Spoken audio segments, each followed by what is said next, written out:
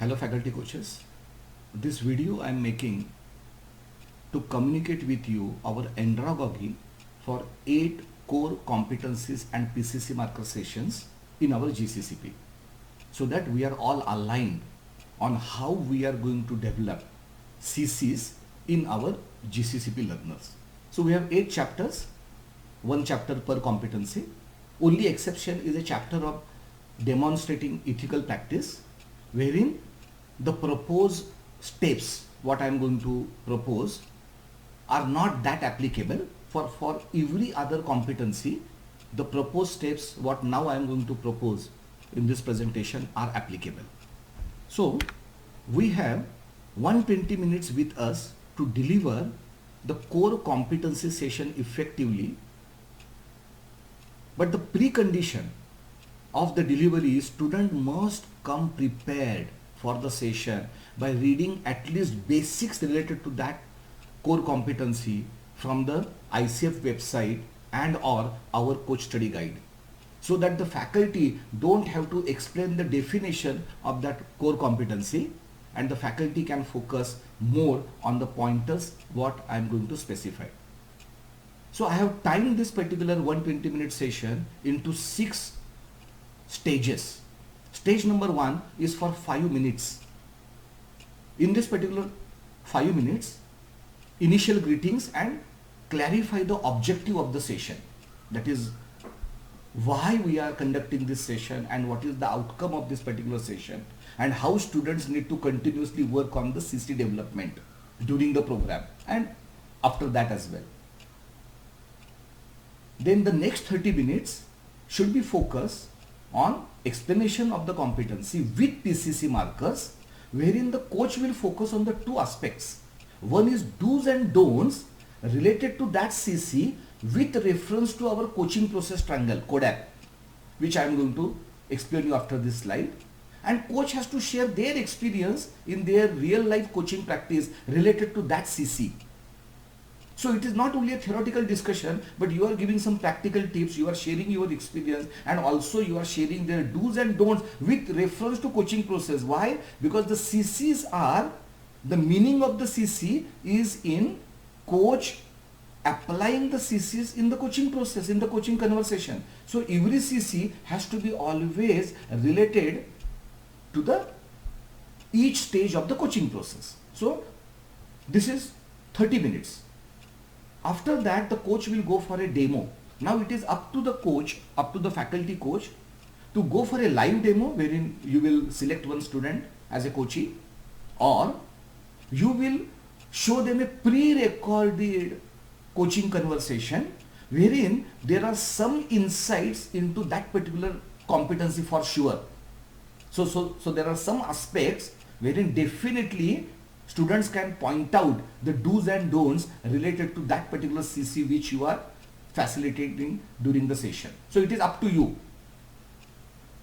Once you complete the demo, so now you have completed the 50% of your session. So the first 3 steps are amounting to 60 minutes of the time, 50% of the session time. Then you start a small group activity breakout room. So you have 2 options as a faculty. So you have to choose what option is preferred to you. The option number 1 is you will give them a scenario in a breakout room. Of course, you will give them the scenario prior to the session, so they come prepared. And in a scenario, they will discuss the application of that CC. So this is one way. Another way is you will not give them scenario, but you will ask them to go to the breakout room and discuss the application of today's CC in the coaching process, do's and don'ts and their reflection, what they are going to do. What is their understanding? What is their manan? How they are going to do niridhyasana, apply this competency, so that they are applying their mind. So this input I have got from our mentor coaches, and it's a very valid input. That is, there is no point in only giving demo and asking them to go for a coaching practice session when they have not yet applied their mind on the do's and don'ts and what they personally are going to do. So this is for the 15 minutes. Then comes a coaching practice. Then again the same group can continue with the coaching practice, or they can come back and they can again go for the coaching practice for about 25 minutes. Again, the coaching practice will always focus on the entire coaching process, entire coaching triangle, all the 5 stages always. But during that particular conversation on that day, the observer will more focus on that day's CC. So more feed forward will be given to the session related to that day's CC. That's it. Otherwise, you have to follow the entire coaching process in every coaching practice session. So about 25 minutes. Followed by that, consider that approximately our GCCP batch size is 20. So each student has to reflect for 1 minute. Now in this particular process, already we are in a very tight timeline. Explaining the competencies, do's and don'ts, and sharing experience in the 30 minutes itself is a challenge. The demo will always take 20 to 25 minutes. Why? Because we are completing the entire coaching process. Small group activities, let's say group discussion, at least 15 minutes are needed. Coaching practice, you have to give at least 25 minutes to the student, preferably 30 minutes, so that they can really give justice to the entire coaching process, 5 stages. So if you see, we don't have some buffer time. So entire coaching process has to be managed very efficiently. So entire delivery process, session delivery process. So each student can reflect only for 1 minute, and of course they will also learn how to talk concisely, which is one of the competencies of a coach. So first 3 steps 1 hour, next 3 steps 1 hour, total put together 2 hours is my recommendation. And what now coach has to do, that also faculty coach has to do, that also I will explain at the end of my video. So this is our CODAP triangle. This is the master my life coaching process CODAP triangle. Connection, outcome, discover, action and progress. What we are doing here, for each coaching stage we are highlighting what is the process to be followed. If there are any tests or techniques what you have to utilize in that particular coaching stage, and the main competencies especially related to that stage. Of course, during the entire coaching conversation, all 8 core competencies to be applied, no doubt. But in this particular phase, there is more importance to be given to that particular CC. So this is how we are horizontally applying or relating the CCs with our coaching process. And what is a pivot lever? Pivot lever is what is the crux of that particular stage. The crux of that particular stage for a coach, especially this is for a coach. The pivot lever is for a coach. What is the crux of the connection phase? Behavioral flexibility of a coach. Depending upon the behavioral profile of the coachee, the coach will flex the behavior, then only connection is possible. So this is the focus of that particular stage. The next stage is outcome. So there is a process, there are main competencies associated with the outcome. And what is the pivot lever? What is the main focus area of the outcome stage? It is the focus. You have to focus on the goal. If the client is going here and there, you have to bring back the client to the goal. Focus on the outcome, focus on the result, right? So the focus is the main focus area in the outcome phase. And of course, the outcome has to be finalized in, say, 10 to 15% of the total session time, so that you can spend more time into discover phase. During the discover phase, the focus is on who, and the focus is on creating clarity. So the pivot lever is creating clarity. If the client has the clarity, client can definitely find the solutions. So creating clarity is the crux of the discover phase. And of course, root cause analysis and you asking meaningful and reflective questions to create clarity. Then comes the action phase. What is the pivot lever? Catalyze. So the coach is not directly involved into action, but indirectly as a catalyst, coach has to make the process efficient and effective. That is the role of a coach. Then comes a progress phase. Joint monitoring. Both will monitor. Not only coach will monitor. Coach is an accountability partner to the coachee. And what is the pivot lever? What is the crux of this particular stage? Mobilize. So create an ecosystem. Create a communication channel, project management channel like Trello board, some other systems, wherein it is easier for the client to work on the actions and monitor the progress. So this mobilization, creating that ecosystem and the culture is the responsibility of a coach. So this is our CODAP triangle. In each and every chapter, whether it is a CC chapter or any other chapter, you have to always relate the chapter learning with this particular 5-stage coaching process. Then only they will understand, okay, I am learning this for this reason. Now I am going to utilize this particular tool, technique, process, knowledge, wisdom into my coaching conversation, coaching process. So every time there has to be a relation to this particular triangle in each and every session of GCCP. I recommend that you please utilize this counter slide when students are reflecting. Otherwise, it is very difficult for you to manage the time. And then you may not focus on some critical aspect of that particular competency or that particular, say, domain or the session if you are talking about the other than CC. So always go for this particular efficient time mechanism, because anyway, the coaches has to know how to speak concisely.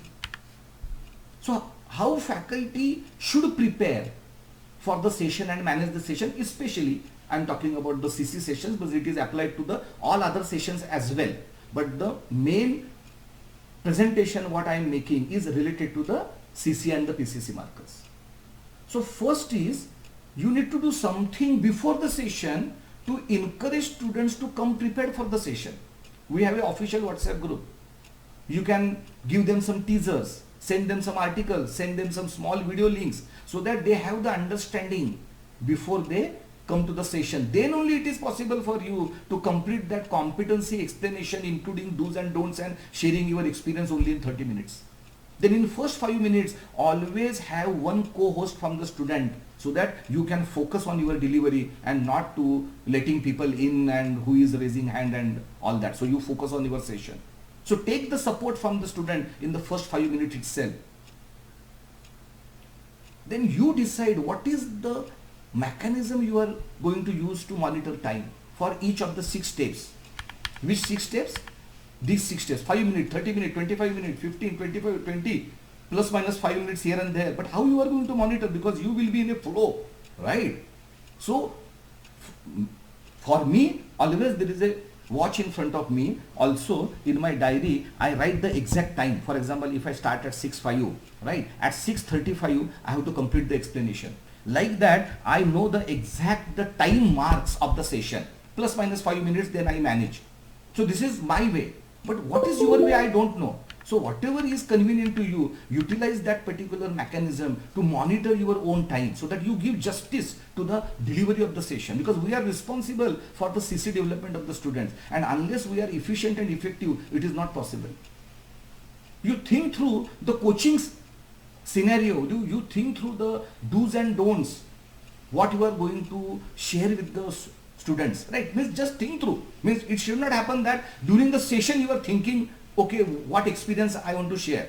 Some prior preparation from your side, and at the in your notebook or below the slide, you will just state few of the do's and don'ts and few of your experiences just to highlight, because once you know, okay, you are going to share that particular experience, it will be very easy and time efficient for you. What coaching scenario you are going to give to the student? Now I am talking about after the demo. I am talking about the step number 4, which is the 15-minute small group activity. Of course, the MML slide already has that particular scenario, but I don't know whether that scenario is resonating with you or not. So I want the faculty to go for a scenario which resonates with them, wherein there are some pointers as per their understanding related to that day's CC, right? So just see that. You can create any hypothetical scenario, or you can create or you can state a real life case as well, without mentioning the name of the people, coach and coachee, right? So think through that and make that appropriate change in that particular slide of the coaching scenario. If you are going for a small group activity which will discuss coaching scenario, if you are not going for a coaching scenario, and if you want them to discuss within the group on how they are going to implement today's learned CC into their coaching conversation, then the scenario is not required. So they will go for this particular brainstorming discussion. So where the focus is how they are going to effectively implement that particular CC in the coaching process. 15 minutes discussion. How you are going to observe breakout rooms, because there will be multiple breakout rooms and you are a single faculty, so you are not going to give justice to any one particular breakout room. But the resources are already available with you, right? NLP presupposition, all the resources you need are already with you. So how can you utilize smartly the resources within the students as observers? So think through it, so that ultimately you give justice to that particular observation during these particular breakout rooms. How you will manage the students' reflections in 1 minute. So how you will use this particular counter, have some practice beforehand. It should not happen that you are struggling at the time of the session to basically manage the counter. So some pre-work, some pre-technical understanding is required. Of course, I am not saying you must use the counter, but I recommend you to use the counter just to manage the time. Because I honestly don't want the session to cost 2 hours 10 minutes. Why? Because people also have their some commitments, right? And if they have the commitment and you are still continuing the session and they have to leave the session, they feel bad, that is okay, they are missing something important. So why we have to give that particular bad feeling to the student when we are in a position to complete that particular session in 2 hours plus minus 5-10 minutes? I can understand that much tolerance, I can understand, but definitely not more than 10 minutes tolerance. That is the reason you have to be very efficient and process oriented during the session. Also be aware that we are going to make the videos from your session, and that video clips will be posted on LMS as well as will be utilized for our online learning programs. So what culture I want the faculties to have is Shravan and Manan.